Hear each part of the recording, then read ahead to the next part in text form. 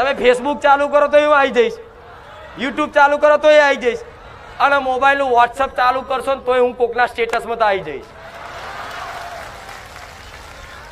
તો એનો મતલબ એવું નહીં પેલો સ્ટેટસ મૂકશે એટલે હું જોઉં છું, હું મુકાવું છું ને તાર કોક મૂકી એક જ. આ શું ખોટું? એટલે તમે એવો અહંકાર કરતા હું માણીના રોજ સ્ટેટસ મૂકું છું, નહીં હું મુકાવડાવું.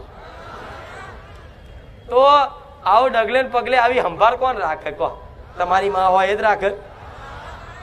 હે દીકરો માટી રમવા જતો હોય તો બે ચાર વરગાડી દે, પણ તમારી આત્માને ઠેસ પહોંચી તો મને પહોંચે. તમારું દિલ કોઈએ તોડ્યું તો સમજી લો મારું મેરડીનું દિલ તોડ્યું. તમારી આત્માને ઠેસ પહોંચી, તમારા સ્વાભિમાન ઉપર આગરી થઈ એટલે સમજી લો મારા સ્વાભિમાન ઉપર આગરી થઈ. તમારો કોઈક દુશ્મન બન્યો તો સમજી લો મારો મેલડીનો બન્યો. તમારો કોઈ મિત્ર બન્યો તો સમજી લો મારો મેલડીનો બન્યો. આવો પ્રેમ ના આવો હેત ના આવો લાડ કરવા વાળી માતા હજુ મારો અનુભવ પૂરતો થયો એટલે વાતો સારી લાગે છે. ખાલી વાતો અમલ કરી જોજો, પછી મારા વખાણ કરવા માટે તમારા શબ્દો પાછા પડશે. નહીં કરી શકો મારા વખાણ, નહીં બોલી શકો.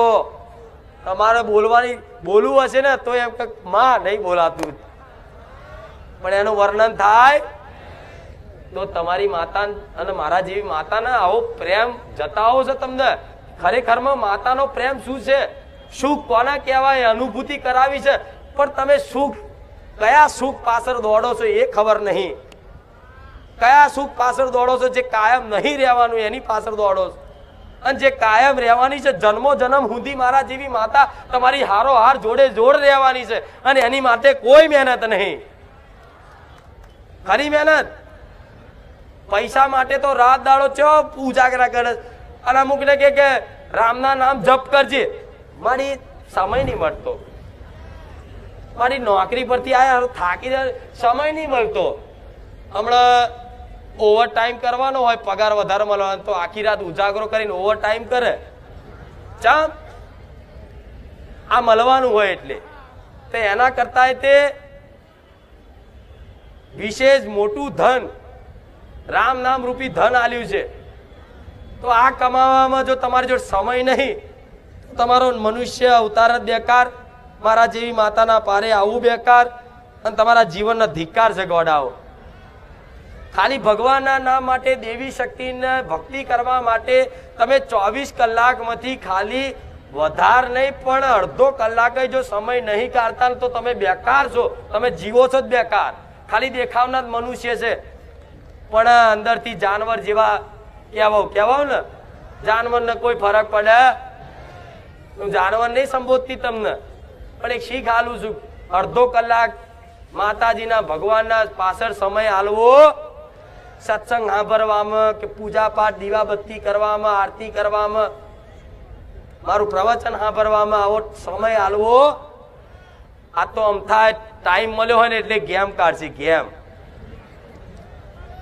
એ ગેમમાં કશું જ મળવાનું ના હોય, તોય તે બોલો બેટરી ઉતરી જાય તોય છોડે, ઇન્સ્ટાગ્રામ ચાલુ કરી દેશે. તો એ હું માતા જો ઇન્સ્ટાગ્રામમાં આવીને કહું છું, દીકરા તું મને જો, બીજું બધું ના જોઈશ. આવું છું ને ઇન્સ્ટાગ્રામમાં, નહીં આવતી? મને ખબર છે કે આ જમાનો એવો છે ને, એટલે આ બધી વસ્તુ છે ને. આજે આવા ભાવિક ભક્તો એક તો પરાણે આસ્થામાં ભક્તિમાં જોડાયા હોય, અને આ બધી ટેકનોલોજી જાત જાતનું બધું નીકળ્યું છે ને, એટલે આમાં બધું ખરાબ ખોટું બધું આવે છે. જોવો છો ને તમે, તો એ તમને તમારી દિશા, તમારો જે માર્ગ છે, તમારો જે ઉદ્દેશ છે ને એનાથી ભટકાવે છે. તો હું મેરડી માતા શું કરું છું, ઇન્સ્ટાગ્રામમાં આવી જાઉં, 2-4 રીલ છે પાછી, એ દીકરા હું ખોખાર મેરડી આવી આવું છું કે નહીં આવતી? તો હું તમને ચેતવું છું કે એ આ નહીં જો, આ ના જોઈશ. અહીં આ શું ખોટું? તમે ફેસબુક ચાલુ કરો તો હું આવી જઈશ, યુટ્યુબ ચાલુ કરો તો એ આવી જઈશ, અને મોબાઈલનું વોટ્સઅપ ચાલુ કરશો ને તોય હું કોકના સ્ટેટસમાં તો આવી જઈશ.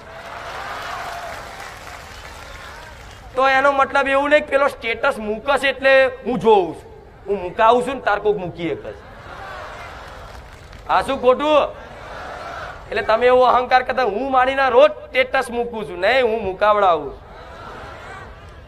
તો આવો ડગલે ને પગલે આવી સંભાળ કોણ રાખે? કહો, તમારી માં હોય એ જ રાખે. હે દીકરો માટી રમવા જતો હોય તો 2-4 વરગાડી દે, આ શું ખોટું? પણ પ્રેમના લાડના થપ્પડ હોય એવી રીતે આવી સંભાળ કોણ રાખે? લો, પણ તમને એ માર્ગમાંથી દૂર લઈ, હું માનું છું કે આ જમાનો એવો છે કે એકદમ ભક્તિના માર્ગે કોઈ સંકલ્પ કે આજથી તો બધું બંધ, બસ કાલથી ભગત, તો નહીં થવાય. હું માનું નહીં થવાય. હું માનું એના માટે અભ્યાસ કરવો પડશે. વારે ઘડીએ મારા જેવી માતા જે બોલું છું ને અને જે પ્રવચન આલું છું ને એનો અમલ કરી અને ભજન કીર્તન સત્સંગ છે ને મારે એકલાનું નહીં, બધાનું હોબરો. આ જમાનો એવો છે તો હારા સાધુ સંતોય છે, જોજો કે જે પ્રવચન આલે છે એટલા સરસ પ્રવચન આલે છે કે તમારા જન્મથી લેખ મોક્ષ સુધીનો માર્ગ ખુલી જાય. પણ આજે કોઈને આ બધું ગમતું, પેલું પુષ્પા જોવા જશે. પણ બીજું હમણાં ભગવાનનું આવ્યું હોય ને તો કે આ ના ફાવે, થાય કે નહીં? તો વિચારો 10 વર્ષ ને 20 વર્ષ પછી શું તમે ભક્તિ કરી શકશો? કરી શકશો? અરે બેન થઈ જશે બધું બંધ. ભજન કરવું બે તારા ઘેર કર, રોડ ઉપર નહીં. મોડવો કરવો દે તારા ઘેર કર, સ્પીકર બીકર મિલ્યા વગર શાંતિથી દરવાજો વાકીને કર. ધૂણવું હશે ને તો કે દરવાજો વાકીને ધૂણ, બીજા ડિસ્ટર્બ થાય છે. આવો જમાનો આવશે ને તાર મારા જેવી માતા યાદ આવશે કે મારી એ ટાઈમે જો તે કીધું ને એ ટાઈમે ભક્તિનો માર્ગ અપનાવી લીધો હોત ને તો માં આજ અમારો બેડો પાર થઈ ગયો હોત. અને જે દીકરા દીકરીઓ માટે ભવિષ્ય નિર્માણ કરવા માટે તમે રાત દાડાની મહેનતનો પરિશ્રમ કરો છો ને, એ પૈસા કમાવા માટે તો મહેનત તો કરો છો, પણ મારા જેવી માતાના પારે આવો, માં મારા દીકરાના નોકરી મળી જાય, મારા દીકરાનું આ ભણવાનું આ કોલેજમાં એડમિશન થઈ જાય, મારી આ ફી ભરાઈ જાય, મારા દીકરાને અમેરિકા મોકલી દઉં, કેનેડા મોકલી દઉં, આ તે તમે એનું ભવિષ્ય નિર્માણ કરવામાં છે ને બધી માતાઓ જોડે આવી માગણીઓ કરો તો માતાઓ પૂરી કરે છે, બરોબર છે. પણ એ દીકરાને ચારે ભક્તિના માર્ગમાં લાવે,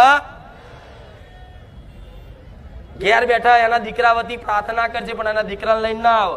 પણ જે દીકરો કદાચ એની માં જોડે વાંગરી પકડીને આવ્યો હશે ને એની મમ્મીને એમ કહેશે કે માડી મમ્મી મને ભૂખાર મેરડીમાં સપને આવ્યા હતા. આવડો છોકરો બોલશે.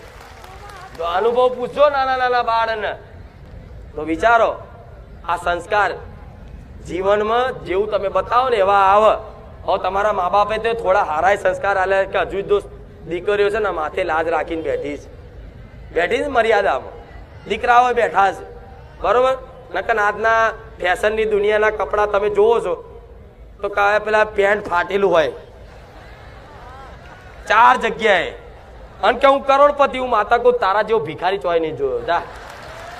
એના કરતા પેલો રોડ ઉપર બેઠેલો માગવા વાળો એ આખું પેન્ટ પહેરે, ફાટેલું નહીં પહેરતો. એ બાપડા ફાટી જાય ને તો એને શરમ આવે, બહાર ઉભેલા એને શરમ આવે. જો કદાચ બહાર ઉભેલો કોઈ એવો હોય ને ગરીબ દુર્બલ, એનું પેન્ટ છે ફાટી ગયું હોય ને તો તરત એને 2 રૂપિયા 10 રૂપિયા કોકની જોડે માગીને સિલાઈ કરી આવે કે આરું આવું ના પહેરાય, શરમ આવે. અને આજે હાથે કરીને ફાડીને શરમ વગર ના થઈ ગયા માણસો. લો તો આ બધી રહેણી કેણી થોડી બદલવી.